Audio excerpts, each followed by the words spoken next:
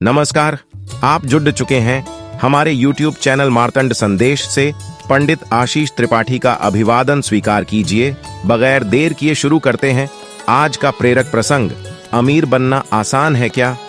मैं बस में चढ़ गया। अंदर भीड़ देखकर मैं परेशान हो गया। बैठने की जगह नहीं थी। तभी एक व्यक्ति ने अपनी सीट खाली कर दी। खाली सीट के बगल में खड़ा आदमी वहां बैठ सकता था, लेकिन इसके बजाय उसने मुझे सीट की पेशकश की। अगले पड़ाव पर फिर वही काम हुआ। उसने अपनी सीट दूसरे को दे दी।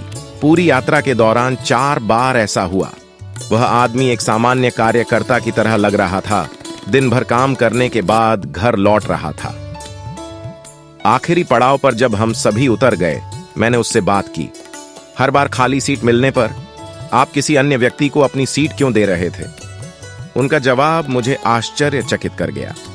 मैंने अपने जीवन में बहुत अध्ययन नहीं किया है और न ही मुझे बहुत सी बातें पता हैं। मेरे पास ना तो बहुत पैसा नहीं है, इसलिए मेरे पास किसी को देने के लिए बहुत कुछ नहीं है। इसीलिए मैं यह रोज करता हूं। ये एक ऐसी चीज है जो मैं कर सकता हूं, आसानी से कर सकता हूं।